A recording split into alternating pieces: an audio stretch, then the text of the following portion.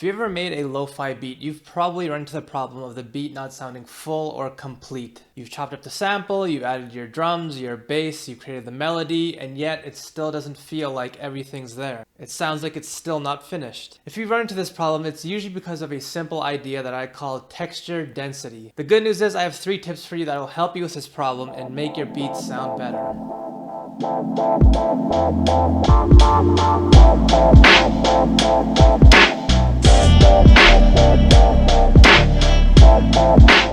So if you ever made a lo-fi beat or are wondering how to make a lo-fi beat, this video is for you. When I first started making beats, I thought it was going to be very simple. Just find a cool sample, add some drums on top, and then you're done. But what kept happening was my beats never sounded full. They never sounded professional like everyone else's. And after making thousands of beats, I realized where I was going wrong. I wasn't keeping in mind this idea that I call texture density. So I'm going to be using the beat that you guys are listening to right now and show you guys why this concept is so important and how it can help you make better beats. Once again, if you like the drums from this beat, I've created a free drum kit for you guys to download. The download link is down in the description below. So I have this lo-fi beat that I made. First, what I want to do is play it for you guys so you can hear how it sounds.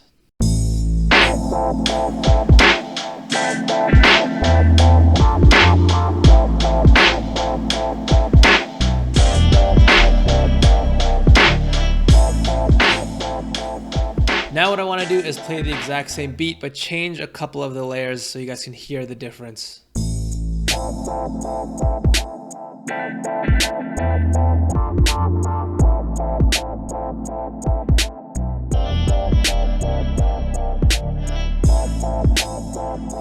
So it's the exact same beat, it's got all the same elements in it. All I did was change the hi-hats and the snares around, and you can hear just such a big difference. One beat sounds a lot more full and complete, while the other one sounds a lot weaker and just more amateur. So this is tip number 1, choosing the right sounds. What we're looking for are sounds that make the beat sound complete and full. What we're trying to do is fill up space in the beat. A lot of times I hear producers just use the wrong sounds and it ends up just not making the beat sound full or complete. What we're trying to do is fill up space in the beat using the right sounds. So let's take a deeper look into exactly what I mean. Here we can look at what my hi-hat loop looks like when I choose the right sample.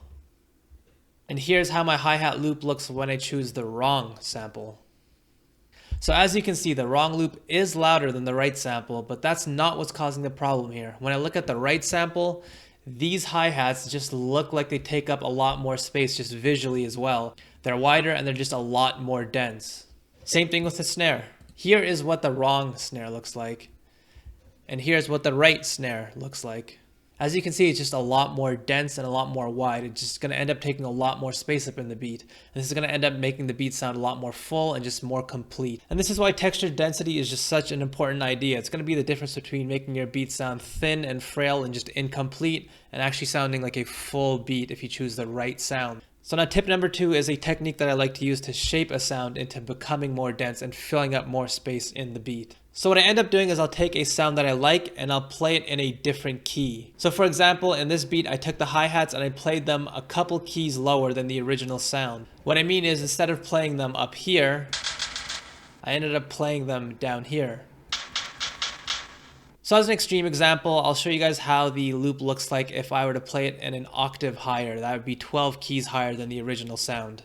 As you can see, once again, the sounds are just less dense and take up less room. Here's how the waveform looks when I play it an octave higher, and here's how it looks when I play it an octave lower. As you can see, it's just a lot more dense and it's just going to take up a lot more room in the beat.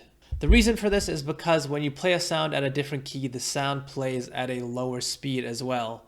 Not only do you change the pitch of the sound, but you also change the length of the note. So a sound that may have been 1 second long, if you were to play it in a lower key, it might end up being 1.5 seconds long, for example. Now this is good for us because what we're trying to do is fill up as much space in this beat as possible.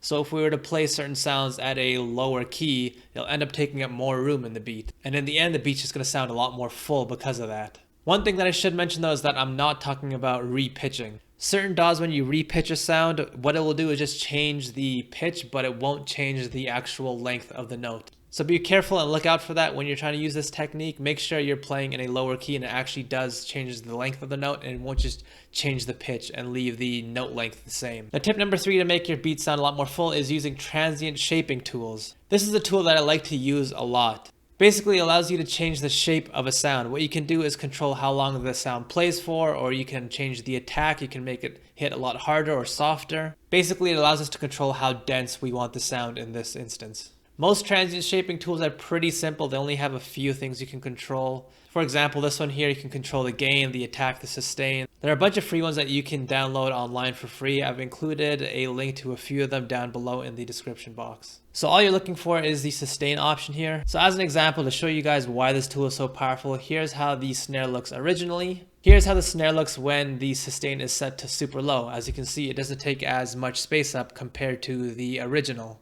And here's how the snare looks when the sustain is set to super high, just super dense, super thick compared to our original. So as you can see, this is a tool that we can use to shape the sounds that we have in the beat to make them fill up a lot more space.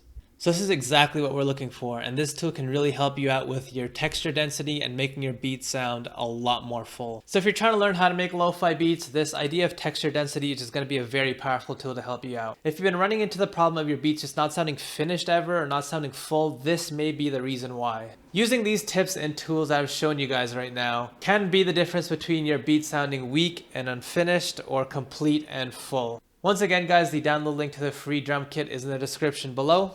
Let me know in the comments if these tips were helpful at all and if you plan on using them in the future. Please hit the like button, subscribe, and bell. See you guys next Tuesday.